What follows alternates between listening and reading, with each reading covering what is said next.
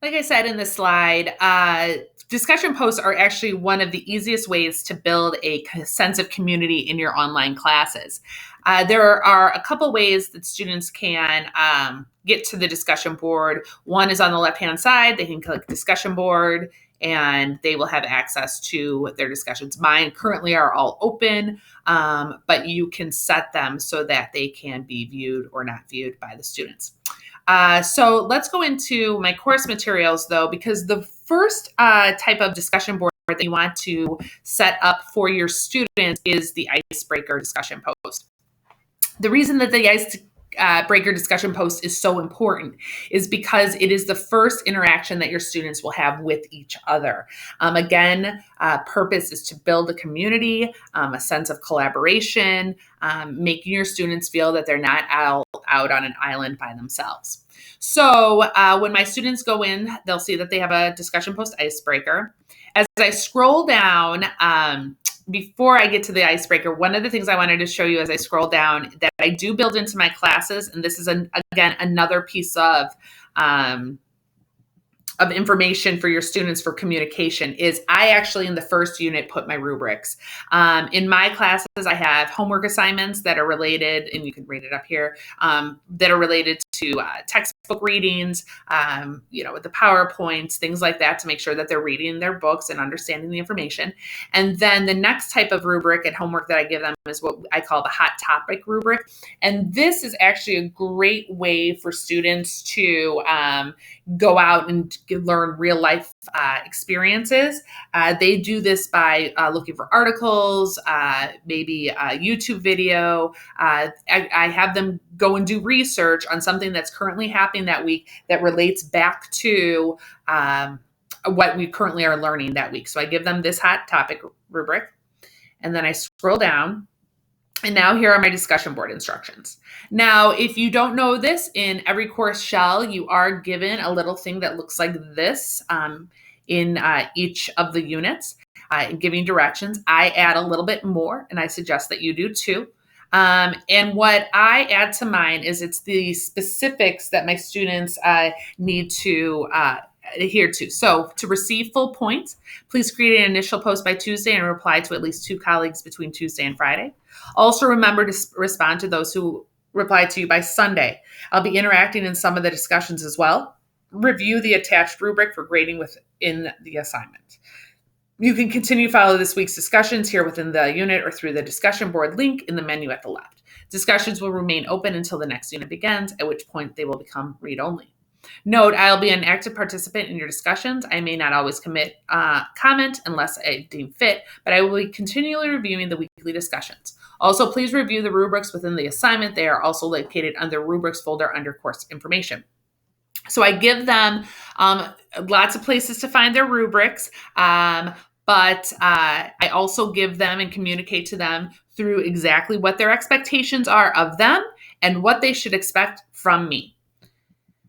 So then I give them in the unit 1, again, how to do the discussion board if they're new to it, and then the rubric for their specific discussion. So let's look at our discussion. So when the student enters this discussion, it will be blank. They'll enter, create their thread. So let's look at how my discussions look. And I can show you mine first. Oops, not ads. Mine.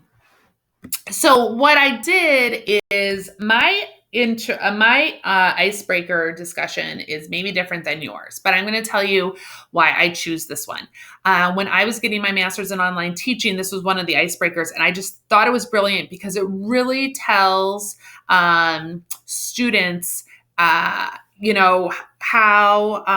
or who you really are.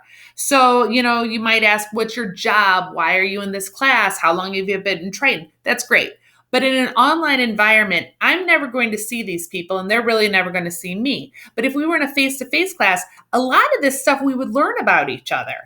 So I let them, again, building community, learn about each other. And what's really funny is I don't have 185 Girl Scouts. I have 18. But now this was in the fall, we're down to 15. So, but again, I use nouns and I explain who I am. and so forth. And I had students respond to me and stuff. And so again, it's really building that community. So let's look at students. So let's look at, actually I want to look at Amanda's. So here's Amanda's. Hers is not as detailed as mine is, but you can see that, here's Angelica responds, her friends are looking, to doing trivia. Then Angela says, oh my gosh, yes, here's a great place. Community starts, conversation starts. The fact that she starts talking about Oak Park is like, oh, well, maybe that's where she lives. And it starts to get you a sense of this is a person that I'm going to be interacting with for this semester. Aiden jumps on. He starts talking about music. They start having this conversation about music. So I think that this icebreaker really does create more of a sense of who we are going to be with for the whole entire semester. Again, building that sense of community, the sense of collaboration to start the class. So that's my first thing, an icebreaker that you definitely want to have in your first week. And then let's just look at another type of discussion that I do. So this is another discussion. Let me go into course materials first and show you. I think it's under unit 3 or 4, I'm hoping. Yep. Okay. So I scroll down, right? The kids scroll through communication. I know you're like my little speech. Scroll through.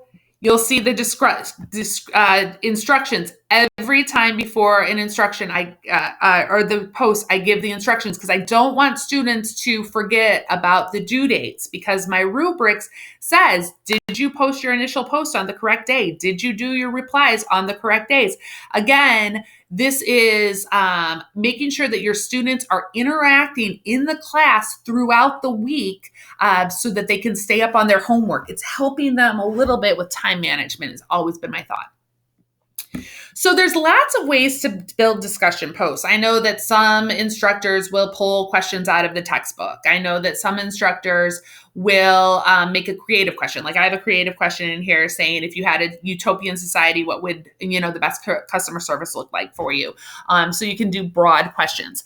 This one I specifically took off of YouTube, and it was a video asking how that, you would take 10 phrases and how you would convert them into something else.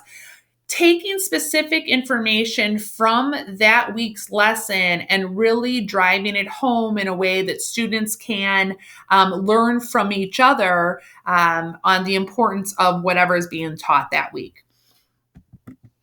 So when I click on this discussion points again, it takes me to my forum and we have the discussions. All right. Now, I know that you all know how to do discussion boards, but again, another best practice that I wanted to talk about really quick was when we create discussion boards. My suggestion is that I'm going to provide you with an article that says that you should not have discussions every week. So what I like to do is have a discussion every 2 or 3 weeks, and not every week. So in this class, I have a total of 5 plus the introduction discussion. So 6 discussion posts that my students will do and collaborate on. Research says that students will be more collaborative and more engaged if they are not doing discussions at all times. So, but what I wanted to do again for best practices is that when I actually am creating my class, I create all the discussions under the discussion post first. And the way to do that, it's very easy, is I go into the discussion board tab. I come into here. I hit create form.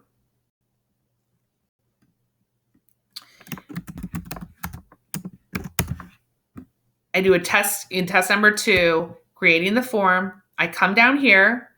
One thing I wanted to tell you is that my discussions, my rubrics is based on 20 points. So I put my 20 points in there. And then it's very important, or what I do is I put 3 posts because I want an initial post and I want 2 replies. So I do not want to grade this until I see 3 posts. Then I click here, I select my rubric. I have many rubrics on here, but this is the one that I am currently using. I hit submit. It's going to tell me maximum points. It's always 20 points. The next thing that I know that sometimes gets missed is right here, the show rubrics to students. Click yes. And then I hit submit. Now, the reason that I like to build all my discussions in the discussion board first is because of this reason. When I then start creating my course materials, my units, I have them mapped out. Now, I know that in Unit 5, I want to add, I want to have my discussion. I want it to be discussion 15. Nonverbal communications isn't just about crossing your arms. So I come to my unit, I go to tools, I click discussion board, and this is why it's so easy. I can select a discussion board forum. I'm going to select test 2. I'm going to hit next. Here it is. I copy and paste. I go into here. I copy and paste my directions. So I would go into here, course materials.